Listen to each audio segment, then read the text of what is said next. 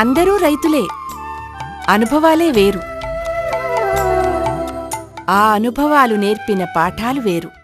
యాప గింజలు పెండ మూత్రం ఇవి కొట్టమంటుంటారు. మీరు సాధ్యమవుతుందా? మనకు పంటలు పండుతాయా?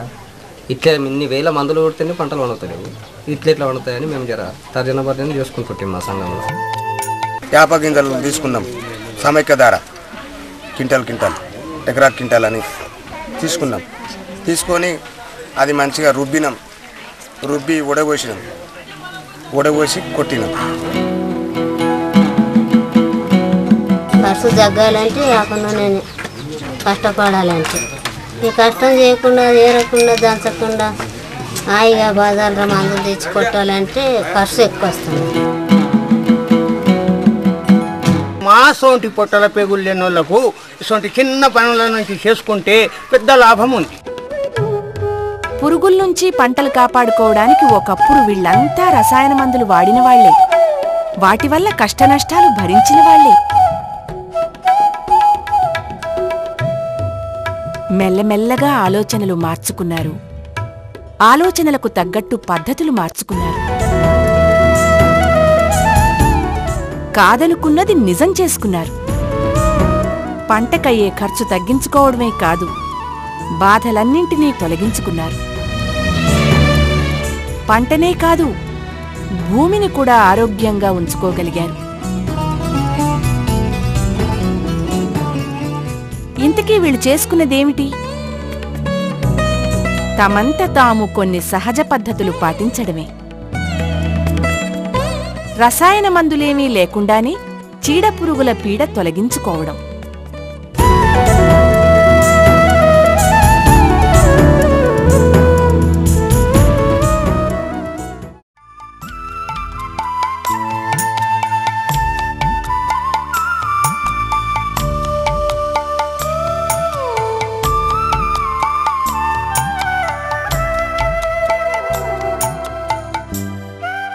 మట్టిలోని పురుగులివి. మనలాగానే అవి కూడా ఈ ప్రకృతిలో భాగమే.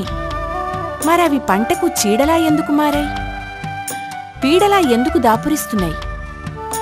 ఇంత చిన్నగా ఉండే ఈ పురుగులు పంటలకు పంటలనే తుడిచిపెట్టే స్థాయికి ఎలా ఎదిగాయి? ఇలాంటి ప్రశ్న ఎప్పుడైనా వేసుకున్నామా?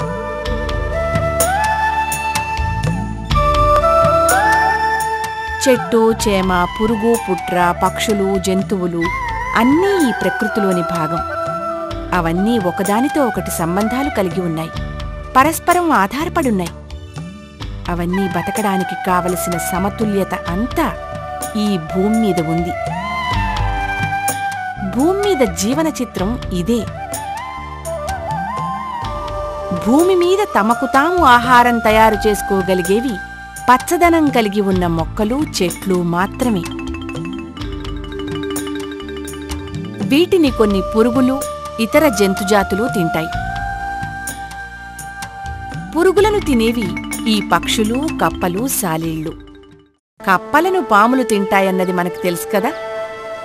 ఇలా మొక్కలను కొన్ని శాకాహార జంతువులు తింటే, ఈ శాకాహార జంతువులను మాంసాహార జంతువులు తింటాయి. ఈ జీవన చట్రంలో సమతుల్యతకు అదే కారణం. ఇందులో ఎక్కడ ఏ చిన్న మార్పొచ్చినా ఈ సమతుల్యత దెబ్బతింటుంది. సమతుల్యత దెబ్బతింటేనే ఏదైనా సమస్య. జాగ్రత్తగా చూస్తే తెలుస్తుంది. పంటకు పురుగు ఒక సమస్యగా మారడానికి కారణం ప్రకృతిలో సమతుల్యత దెబ్బతినడమని, మనం ఆచరిస్తున్న కొన్ని తప్పుడు పద్ధతులు అని. పురుగులు సమస్యగా మారడానికి కొన్ని కారణాలున్నాయి.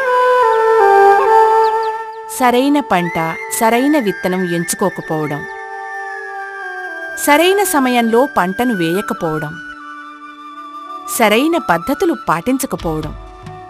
ఉదాహరణకు చెప్పాలంటే, ఒకే పంట వేస్తూ జీవ వైవిధ్యత లేకుండా చేయడం, ఒత్తుగా నాటడం, రసాయన ఎరువులు, మందులు ఎక్కువగా వాడ్డం, నేల సారం కోల్పోతున్నా పట్టించుకోకపోవడం.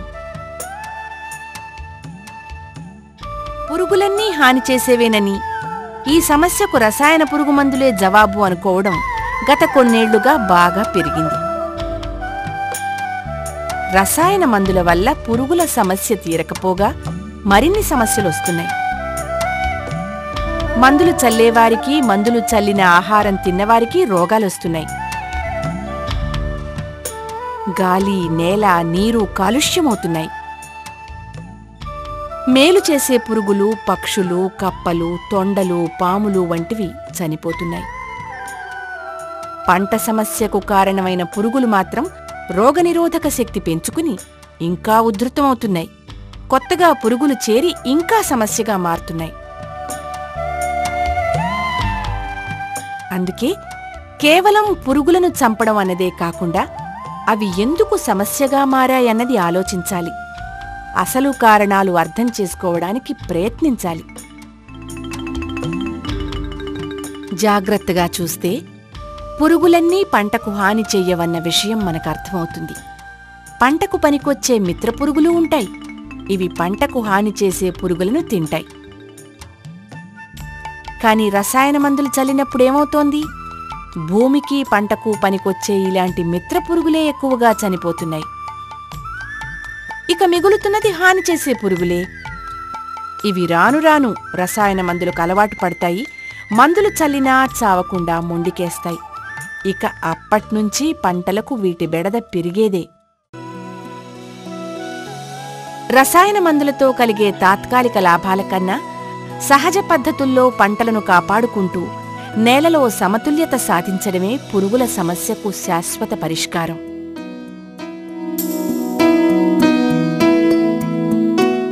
వేసవి దుక్కులు, చెరువు మట్టి తోలడం, పెంటపోగు చల్లడం, సేంద్రియ ఎరువుల వాడకం, మిశ్రమ పంటలు, పంటల మార్పిడి, రోగాలు, తెగుళ్ళు, పురుగులను తట్టుకునే విత్తనాల ఎంపిక, సరైన సమయంలో విత్తడం, సిఫార్సు చేసిన ఎరువులను మోతాదులో వాడడం, అంతర్ పంటలు వేసుకోవడం, బంతి, పెసర, జొన్న, మొక్కజొన్న, ఆముదం, ప్రొద్దుతిరుగుడు వంటి ఎర్ర పంటలు వేయడం, వేప ద్రావణం, ఆవు పేడ, ఆవు మూత్రం ద్రావణం, బెల్లం నీళ్లను పిచికారీ చేయడం, దీపపు ఎరలు, లింగాకర్షక బుట్టలు, పసుపచ్చ ప్లేట్లకు గ్రీసు రాసి అమర్చడం, పక్షులు కూర్చోవడానికి వీలుగా పంగల కర్రలు నాటడం, పురుగులను చేత్తో ఏరివేయడం, గుడ్ల సముదాయాన్ని ఏరి నాశనం చేయడం, ఇవన్నీ పురుగులను అదుపులోనూ నేలను ఆరోగ్యంగానూ ఉంచే కొన్ని సహజ పద్ధతులు.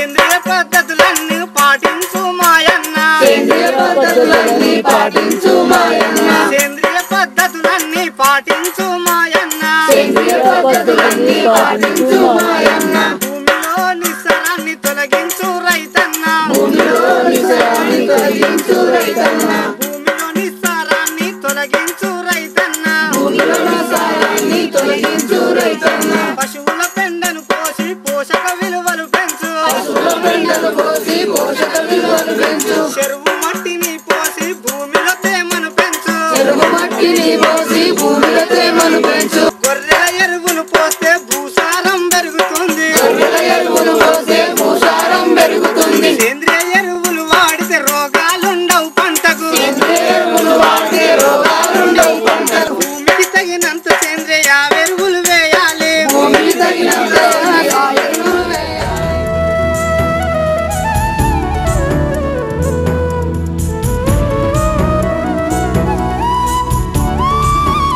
సహజ పద్ధతుల్లో పంట కాపాడుకునే పద్ధతులను ప్రధానంగా 4 రకాలుగా చూడొచ్చు.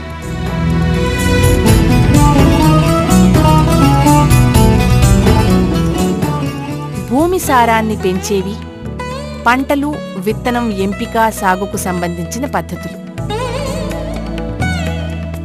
పురుగులు రాకుండా చేసే పద్ధతులు, పురుగులు వస్తే అదుపు చేసే పద్ధతులు, మిత్రకీటకాలు పెంచే పద్ధతులు,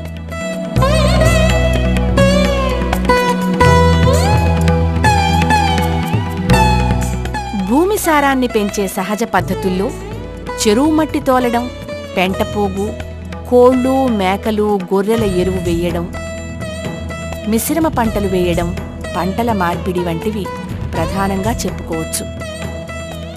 బరక పొలంలో చెరువు మట్టి తోలడం వల్ల ఆ భూమికి బలం వస్తుంది.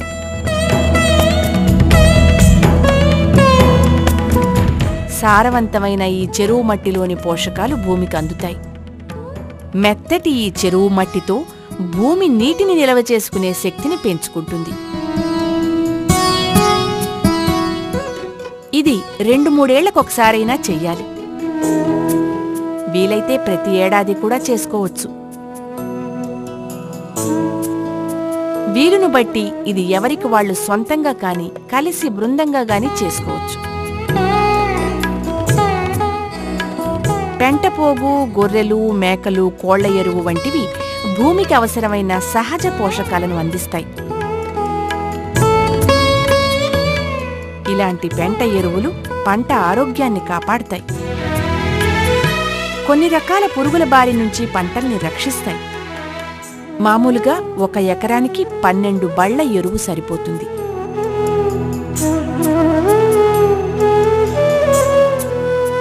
ఇవి ఖర్చుతో కూడుకున్న పనులేమీ కాదు, రైతులు సొంతంగా చేసుకోగలిగే పనులే.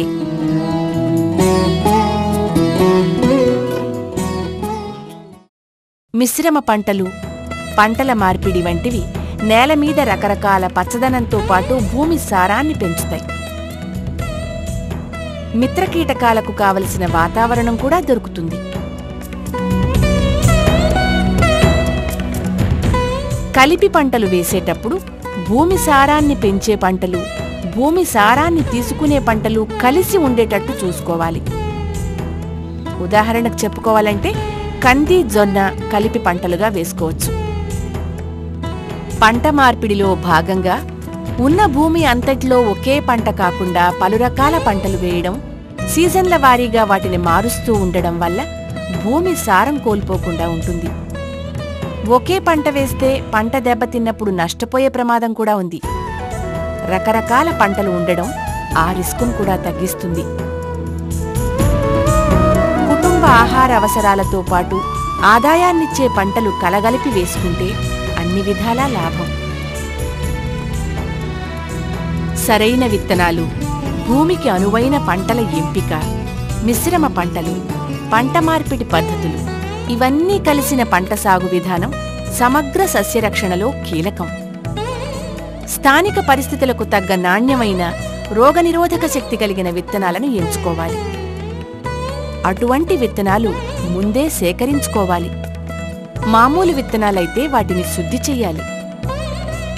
థైరామ్, డైథేన్ 45 లేదా ట్రైకోడెర్మా విరిడి వంటి వాటిలో ఏదో ఒకదాన్ని విత్తనాలకు కలుపుతూ ఇలా ఇంట్లోనే శుద్ధి చేసుకోవచ్చు. శుద్ధి చేసిన ఇలాంటి విత్తనాలు నాటితే నేల ద్వారా వ్యాపించే పురుగులను, తెగుళ్లను నివారించడానికి అవకాశం ఉంటుంది. సరైన సమయంలో విత్తడం కూడా ఒక ప్రధానమైన అంశం. పంటను బట్టి సమయం మారుతూ ఉంటుంది. ఏ కార్తెలో ఏ పంటలు విత్తాలో రైతులకు బాగా తెలుసు. ఆ పద్ధతి పాటిస్తే చాలు. కొన్ని పురుగుల బెడద తప్పించుకోవాలంటే విత్తే సమయం చాలా కీలకం అవుతుంది. ఇక అంతర పంటలు, పంట మార్పిడి లాభాల గురించి ఇంతకు ముందే తెలుసుకున్నాం.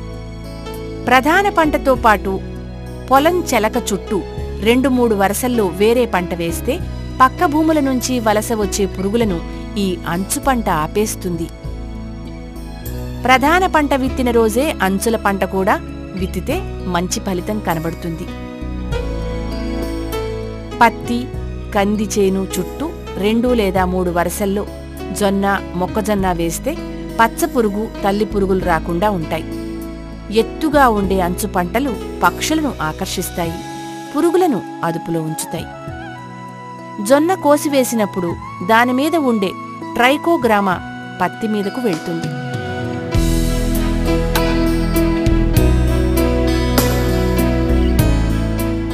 ఇక పంటకు పురుగులు రాకుండా చేసే పద్ధతులను సాంప్రదాయంగా పాటించేవి పురుగులను పారద్రోలేవి, గుడ్లు పెట్టకుండా, గుడ్లు పొదక్కుండా చేసేవి, పంటను తిననివ్వకుండా చేసేవి, నిఘాకు అదుపునకు తోడ్పడేవి అనే రకాలుగా చూడొచ్చు.